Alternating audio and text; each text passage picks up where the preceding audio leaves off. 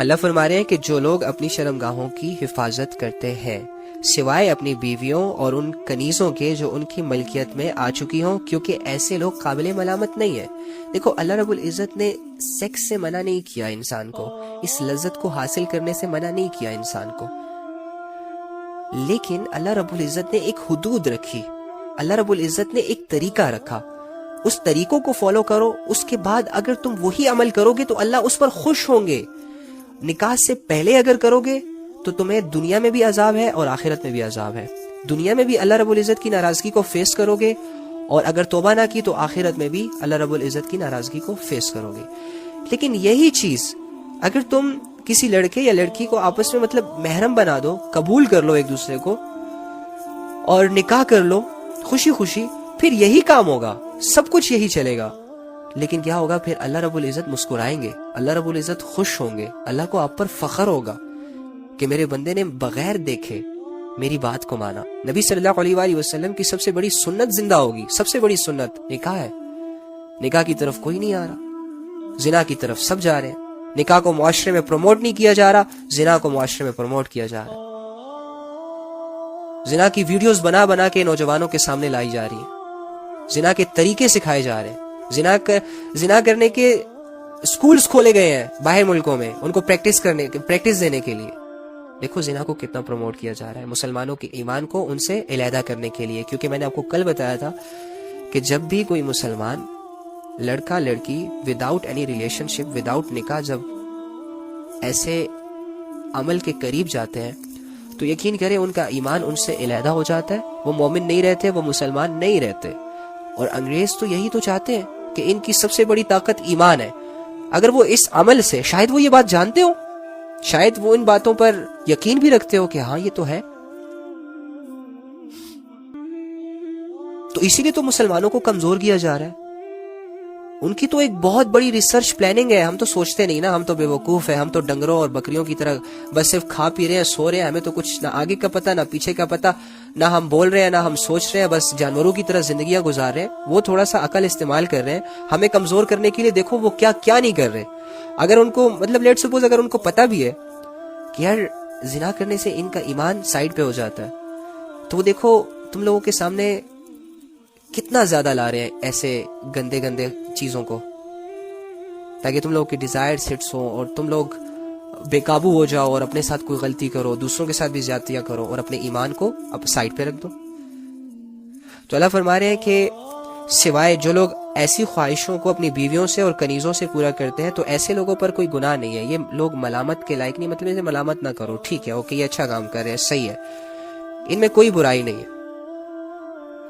فَمَنِ ابْتَغَىٰ وَرَاءَ ذَلِكَ فَأُولَٰئِكَ هُمُ الْعَادُونَ، ہاں جو اس کے علاوہ کوئی اور طریقہ اختیار کرنا چاہے تو ایسے لوگ حد سے گزرے ہوئے ہیں، یعنی بیویوں اور شرعی کنیزوں کے سوا کسی اور طریقے سے اپنی جنسی خواہش کو پورا کرنے کی کوشش کرنا حرام ہے۔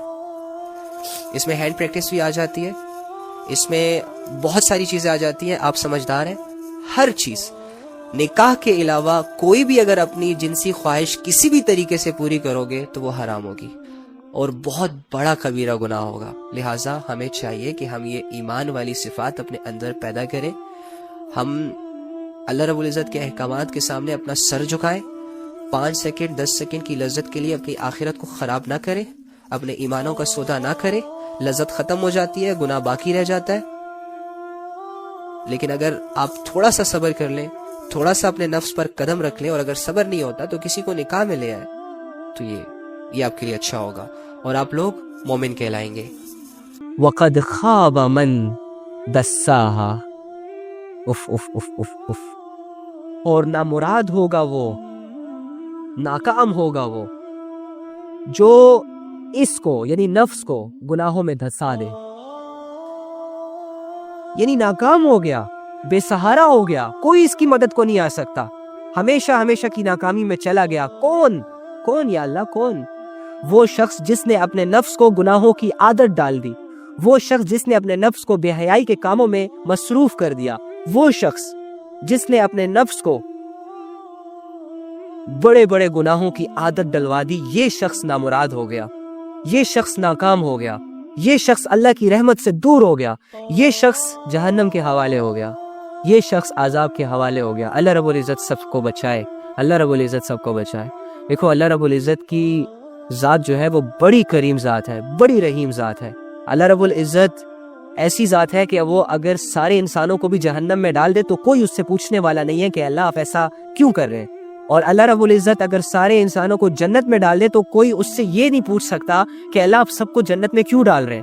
اللہ رب العزت بے نیاز ہے، اللہ رب العزت سب سے بڑی طاقت والے ہیں، اللہ رب العزت قدرتوں والے ہیں، تمام دنیا پر اسی کی بادشاہت ہے، تمام دنیا پر اسی کی شہنشاہی ہے۔ اس وجہ سے ہمیں یہ چاہیے کہ ہم اتنے بڑے رب کی نافرمانی کرنے کے بجائے اتنے بڑے رب کو عاجزی کے ساتھ پکاریں، اتنے بڑے رب کو محبتوں کے ساتھ پکاریں۔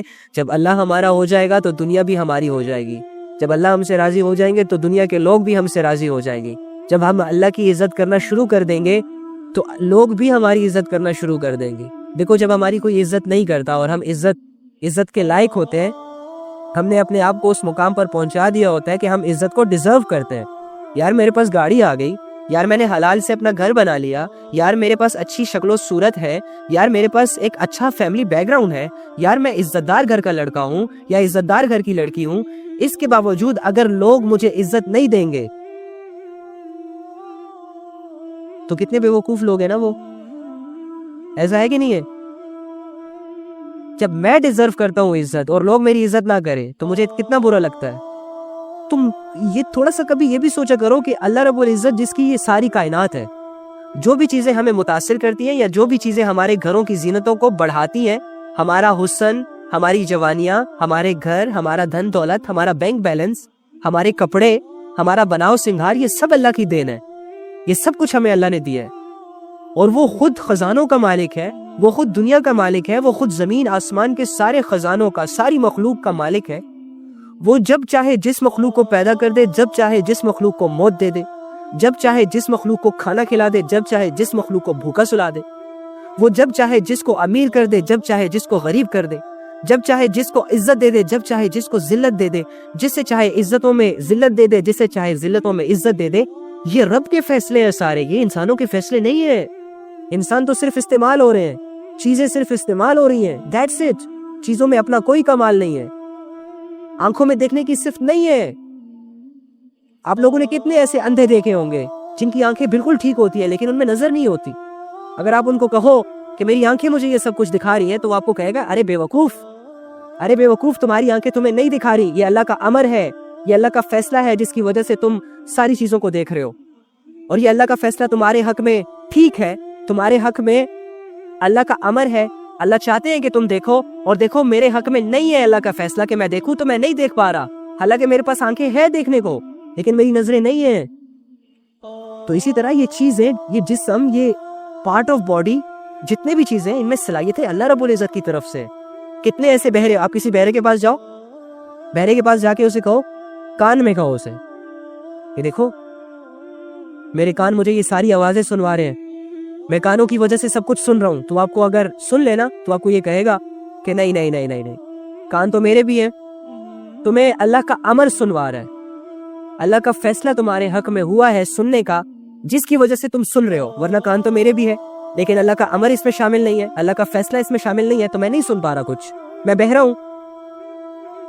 اسی طرح جس کو فالج ہو جاتا ہے، باڈی بالکل ٹھیک ہے، ٹانگیں بھی ہے، چل نہیں پاتا، ہاتھ بھی ہے، اٹھا نہیں پاتا، کھا بھی سکتا ہے، دانت بھی ہے، زبان بھی ہے، لیکن چبا نہیں پاتا، اور دوسرا انسان بھی اسی طرح ہے لیکن چل رہا ہے، کھا رہا ہے، پی رہا ہے۔ تو یہ سمجھنا ہوگا آپ کو کہ آپ اللہ کے بغیر کچھ بھی نہیں ہیں۔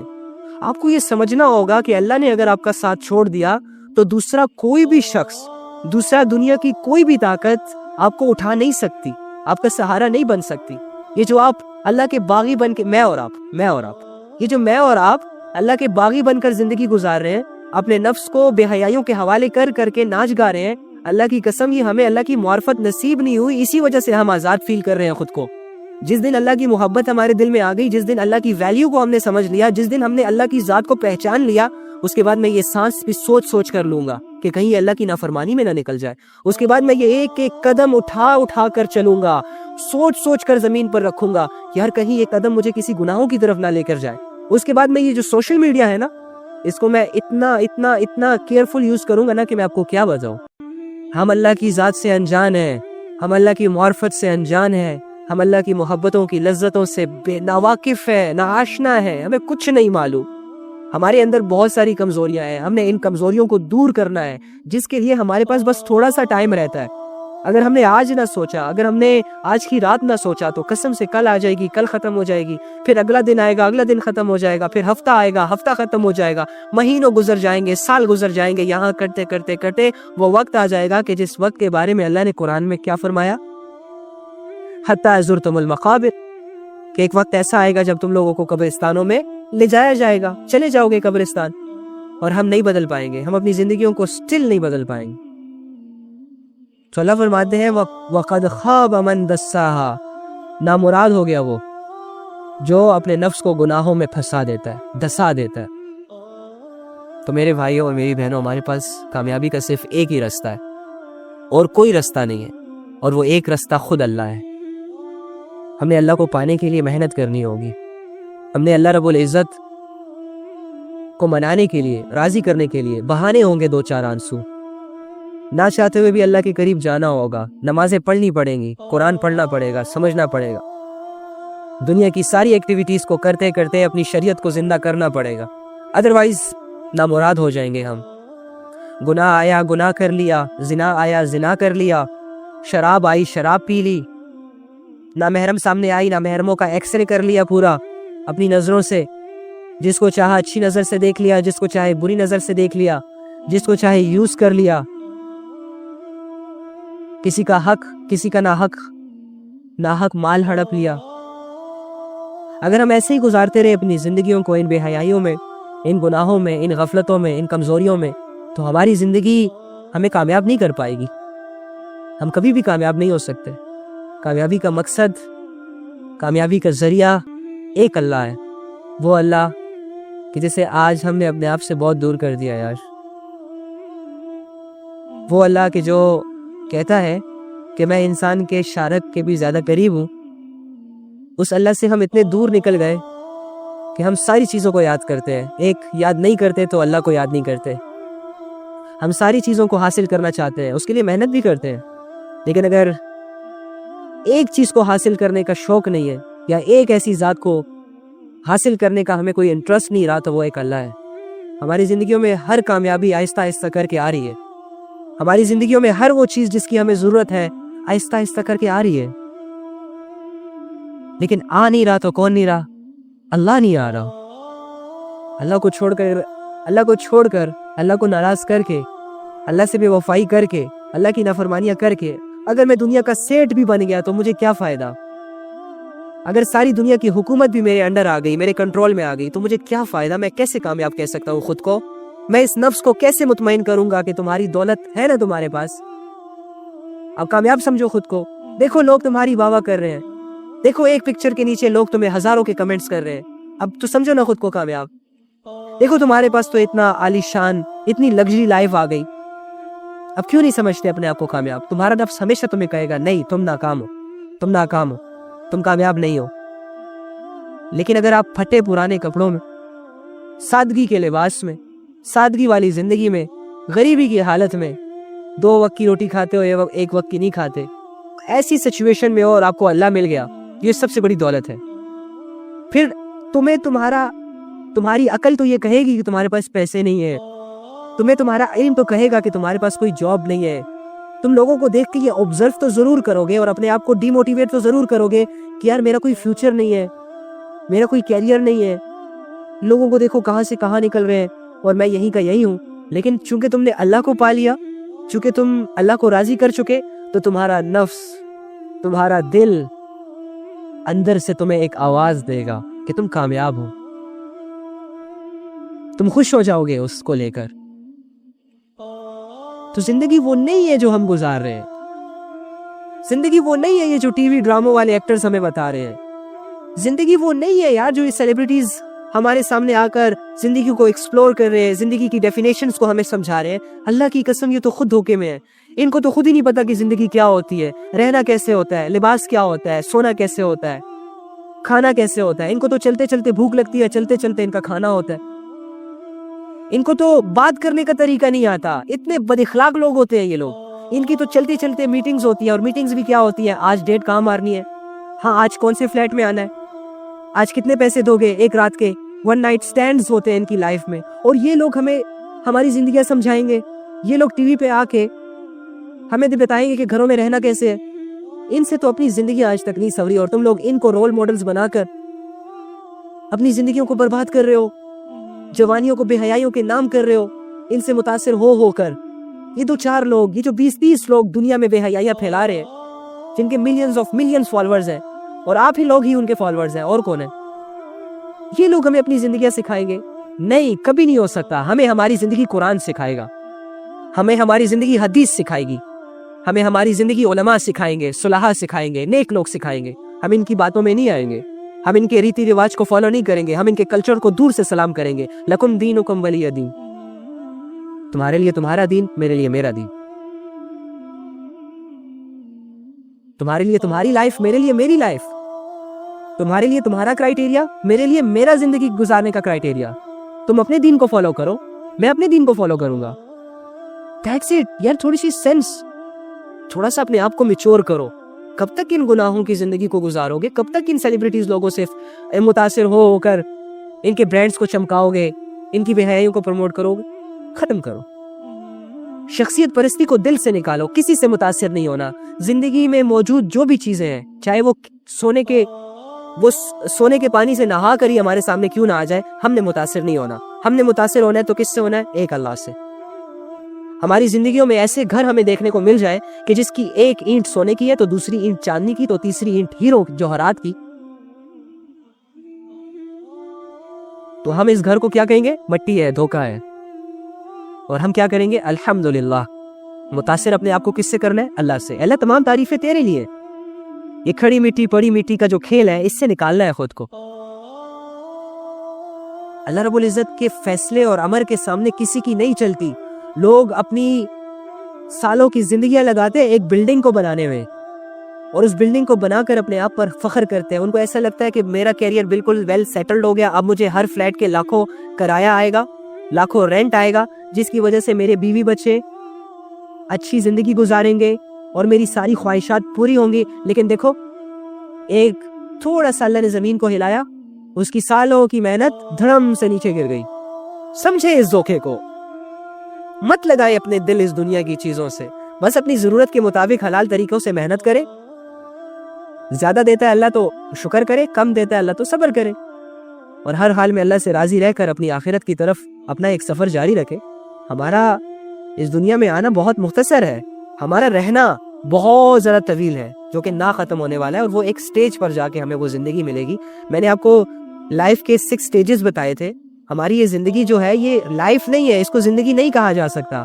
ہماری زندگی شروع ہونے والی ہے صرف جنت میں، اوکے؟ تو اب تو کیا کہا اللہ نے؟ قد افلح من زکاہا وقد خاب من دساہا۔